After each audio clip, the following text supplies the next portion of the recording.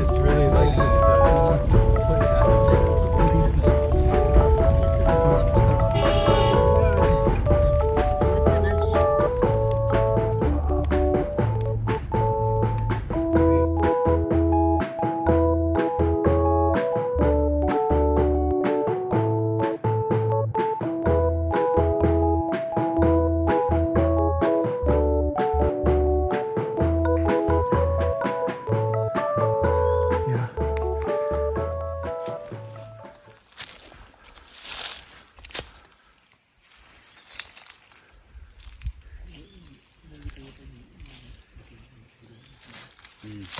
So that sound of leaves under your feet is like a very nice sound. Not so nice maybe on video, but what it means is just tons of organic material coming from, you know, this primary forest that's been preserved on Solomon's farm.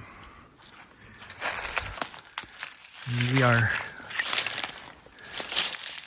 in the middle of something that's a prime forest zone, forest reserve, that they allowed this one coffee farm to exist. And there's a lot of agroforestry, so it's not like a just pure nature zone, but a lot of it is. And they were allowed to create the farm here, but in doing so, they really did an amazing job to preserve as much shade as possible. Coffee needs sunlight. You don't get this kind of production if you kept all of the shade. So it's definitely been altered, but done, you know, with a lot of thought and planning. And some of these trees that are in the more sunny spots on the farm are producing higher levels of cherry than I've seen at most places in Ethiopia. Compared to other countries, it's very low cherry yield per tree. But for Ethiopia, this is kind of amazing. The owners are a couple who actually are pharmacists. They met in Jima and have university degrees in pharmacy, but her father was in coffee agronomy. It was kind of became a sort of dream by having their medical clinic and pharmacy in coffee zones that they would do something like this. So they found a farm where someone was granted the right to farm, but they hadn't developed it, and they took over. And that is this, YDS. Since they're not specifically from a coffee background, they used the father, who's now actually quite ill and can't really work with them.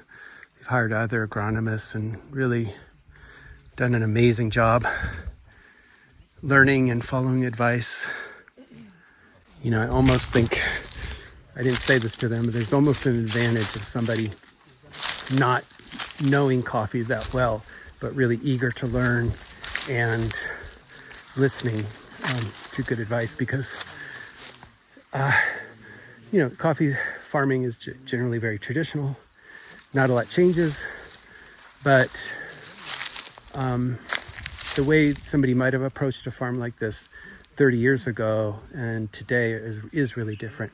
First of all, they might have clear cut the whole place for coffee.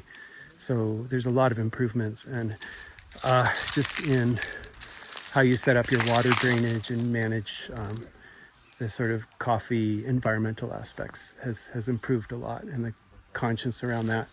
And plus, when they give these land, they expect you to preserve primary forest, and a lot of times set aside part of your farm as a nature preserve. So those are all really good things.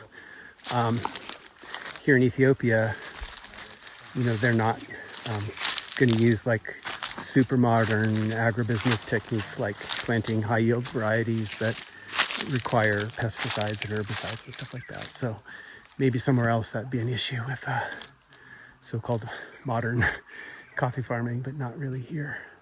So just a lovely place in an area of Limmu I've never been. I don't even know the names of nearest towns. A lot of places, over the course of all my travels, I kind of have been around a bit.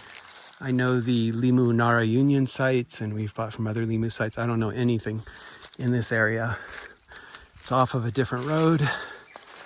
We took the main road back to Addis, got off the tarmac, headed off on a primary dirt road, got off that to a secondary dirt road, went through the last town about 7 kilometers ago onto basically a trail, and that he had hired the locals to try to make it passable by car. This is really way out there. There's no other farm in the whole area. The main buildings are 2,300 meters, while the coffee's above 2,100. Kind of don't like, pulling these stats on coffee. It's altitude and variety are things that make a lot of sense, just to quantify quality, but they don't make really any sense. They seem like something you can index. Oh, I get coffee from 22,000 meters. Well, I get coffee from 2,300 meters. It's like, great. Doesn't really mean that much. So it's a beautiful farm. Those guys are over there. And I'm winded because I live at sea level. And this is, what did I say? I'm at 2,800 meters on our coffee farm in Ethiopia, where I work with these people. Just kidding. Joke. All right.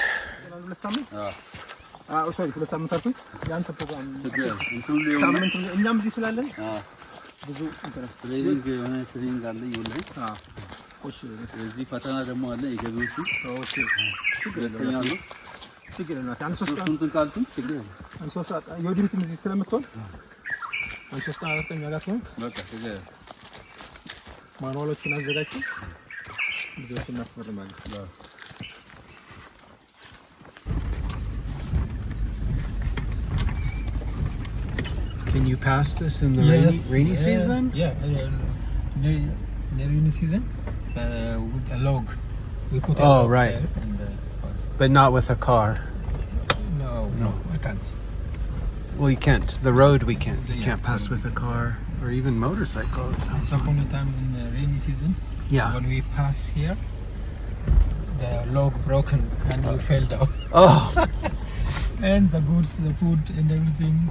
Oh, the food? With the pets. Oh. Yeah, I'm sure it's very different.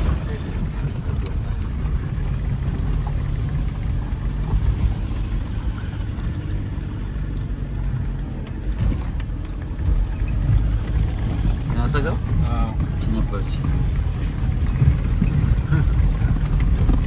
Oh, hello. Guard. Huh? Guard. The guard guards. is the forest. Yeah. Forest guardian. Yeah. Buta das camp. Ako. Bayada? Kam. Nagada? Mati nagada? Hello. Come. Say hi. Salam boloj. Salam. Salam no. Nagada. Say duga.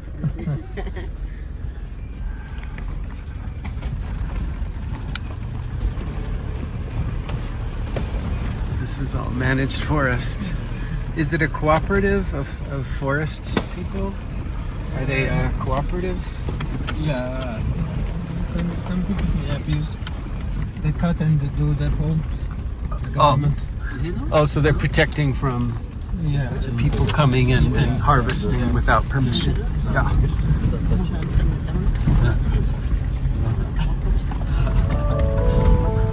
So here's a little more information about Yodit and Solomon, the couple that own this farm. They're actually professional pharmacists. They own a couple of clinics, and one is not far away in this area, which was how they found out about this land that was granted to somebody who did not actually develop a coffee farm. So they're the ones who worked with the community to build the roads, to clear some of the understory plants while they preserved the main primary forest trees and started planting coffee, which I believe happened about 8 years ago.